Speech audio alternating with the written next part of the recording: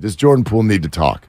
This is one of those things I think is tough to answer because I don't think he owes it to anybody to talk. This is that repetitive thing we get. Does he owe it to? No.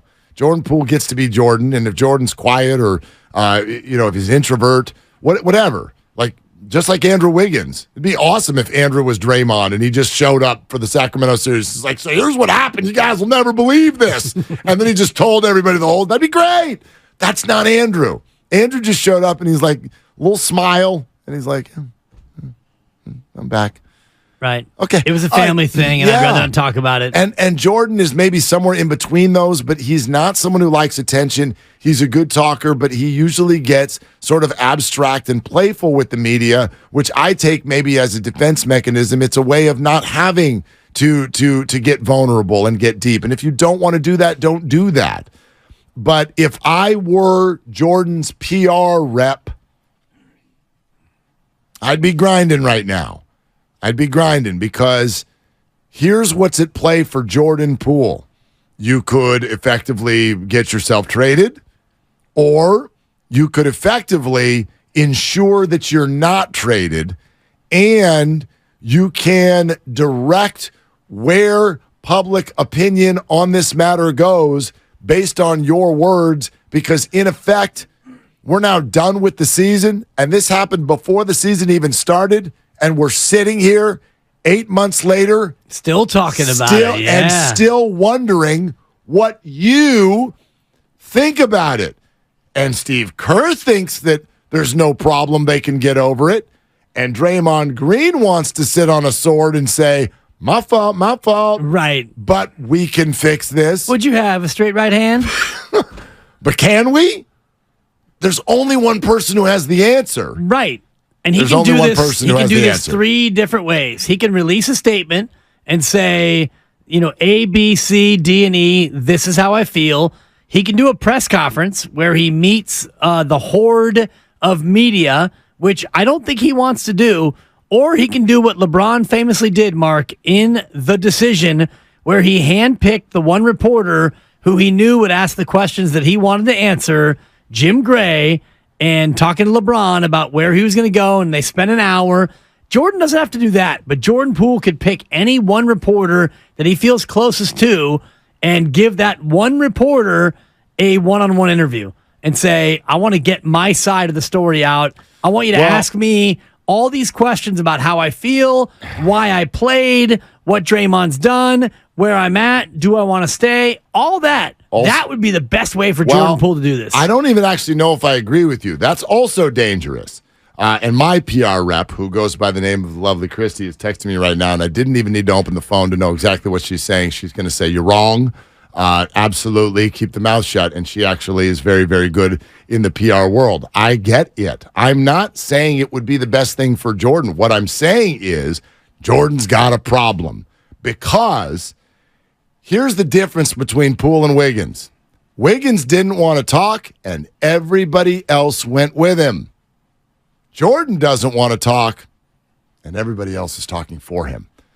And it's two different things, really. That's the problem. Wiggins didn't want to talk because it was a private family matter, totally and all of us, yes. for the most part, respected it outside of a couple of rappers and in Braylon Edwards and a couple other athletes who threw out their wild theories.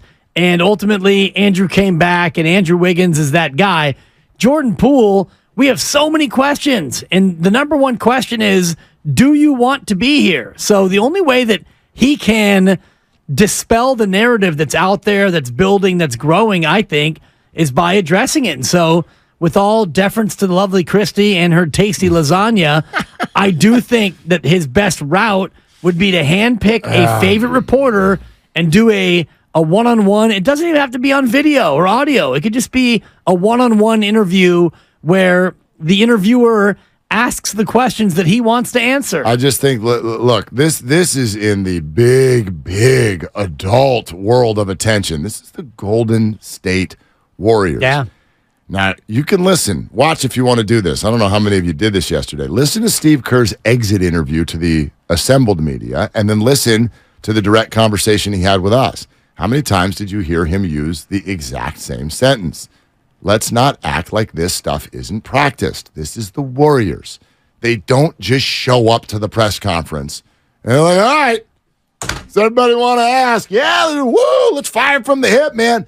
They're ready. Measured. They know what's going to be asked for the most part. They know what they want to say in certain situations.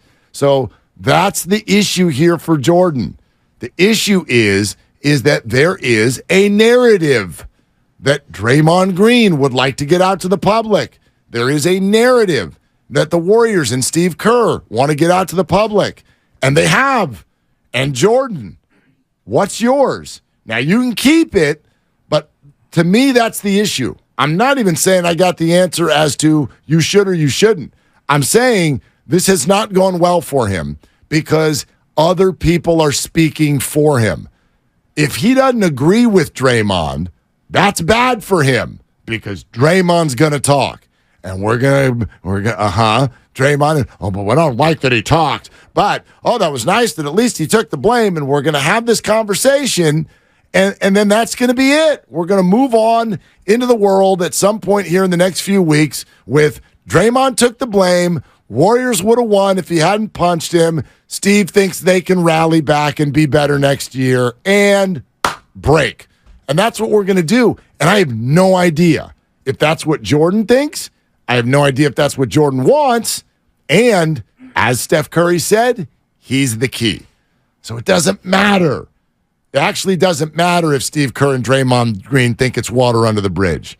Because it's not water under the bridge until Jordan thinks it's water under the bridge. Right. And what he said at the start of the year was, not fully that it's water under the bridge. It was, I'm going to move forward and be professional and all the rest of it. And we talked about the Logan Murdoch piece in The Ringer yesterday, which came out, and the comments I think were about a month old in terms of what Jordan said, but he talked about it being business, and it used to be a brotherhood, and now it's business. So to me, that doesn't sound like water under the bridge because each of us has had relationships that have gone from intimate to being less than intimate and maybe friendly or even less than friendly, and based on the fact that these two people have to still work together and rely on each other. It's more than just working with somebody in the cubicle next to you. You need to trust this person. They need to trust you at the highest possible level in terms of offense, defense, locker room, plane flights, and all the rest of it. So if it's not water under the bridge and Draymond is making it seem like, yeah, in February I got my voice back, which tells me that by February Jordan was like, we're good now. Is that true? Because I don't believe that it is, and until Jordan says that. It might be, but Draymond's point was it's too late. Here's one thing that I do believe in, is that Draymond is very, very good at seeing when something's wrong. I think he sees things quicker than other people on the basketball court, and probably within a team structure. That's where he's incredibly intelligent. So if he sees things, and he's like, that needs to be addressed, and I'm the one who needs to address it, and I can't. That's his point. His point is that the Warriors are not playing anymore because the things that needed to be addressed early in the season that would have gotten this team on the right track, he couldn't do it. And there was nobody there to do it, and therefore it didn't get addressed. You build bad habits. Now you're a worse team than what you would have been, and by February it's too late. He might have a point. He might. The big question is are you ready in October to address those things? And it appears that Draymond thinks yes, and Steve thinks yes. Doesn't matter unless Jordan thinks yes. Completely, Mark, 100%. And my bigger question to that is, why did it take until February for you to be able to address the team? What changed between October and February other than time? Did you do anything for Jordan? Did you work to make it right with Jordan? Did you go talk to Jordan's parents? Did you talk to everyone close to Jordan and apologize? Genuinely apologize for the embarrassment that Jordan Poole had to suffer? It's one thing to punch a person in the face and nobody knows about it outside of the team construct. That's bad. But to have it get released to the world, and I do mean the world, that becomes a punch followed by another punch, followed by a punch that does not go away unless you really make it right. I think, and we'd have to go back to get what the comments were at the time. I'm under the impression that Draymond gave every apology that he could at the time. I don't think it mattered. It didn't sound like it. You know what I mean? Like, well, he doesn't give every apology that mattered until it matters to Jordan Poole. But sometimes apologies, shout out Steiny, are not accepted. I get that. Right? So, like. That came from my brother, but he stole not that. accepted. Steiny stole that from my brother. That's fine. I'm sorry about that. But, all right. That's not the end-all, be-all. You can't just say you're sorry and then it's like, okay, now it's over. There's residue. Right. And how long does it take for that to go away? Or is it still there? Or can it ever go away? Don't know. That's where I think, and back to the lovely Christy and her PR sensibility, this is where I disagree with her, because if Jordan Poole doesn't come clean with at least it can never be made right, or, yeah, we're working through it, then we fans are going to continue to stoke this fire. We on radio, we fans, the Twitter sphere, and all the Stephen A. Smith, everyone's going to keep stoking the fire until the fire gets put out. Here's the unfair part. Because I actually tend to agree with her. Because it makes good business for you. Thank you. Business sense. Yeah. You know, dummy. Agree with you, hon. Anyway, we don't know. We don't know what Jordan really thinks at his core. Obviously, if he thinks it can't be repaired, or if he doesn't want to be a Warrior, good God, he can't come out and say that. True. So here's what's unfair. Since you can't say that, if you say nothing, some of us will assume that is what's true. Because you could come out and say, I really want to be a Warrior, and like, we're going to work on this offseason, and we can salvage this, and we will come back and be a better team. Like, you could say that publicly. Nobody would be mad if you said that. But he hasn't done that. So we're going to assume that you feel what you can't say if you say nothing. And the reason that's unfair is that's an assumption that's based on his feelings, and he might just not be talking because he just doesn't like to talk. Well, and it's also based on his play.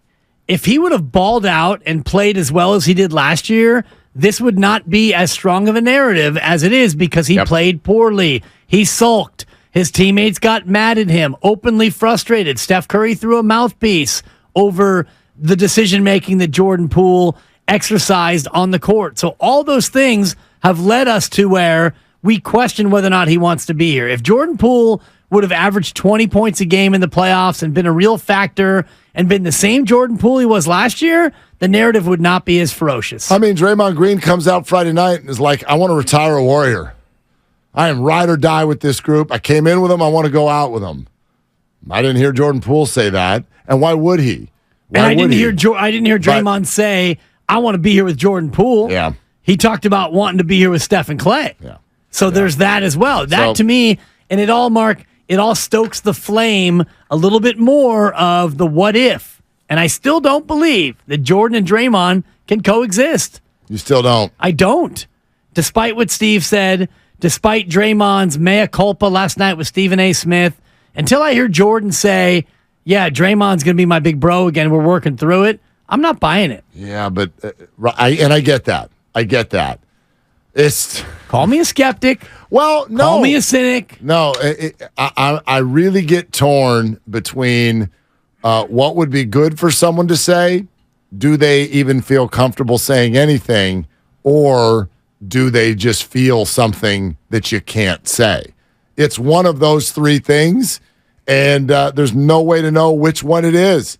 But I know how the world and media works, and if he doesn't talk, other people are just going to do it for him. And I feel like that's what's happening right now.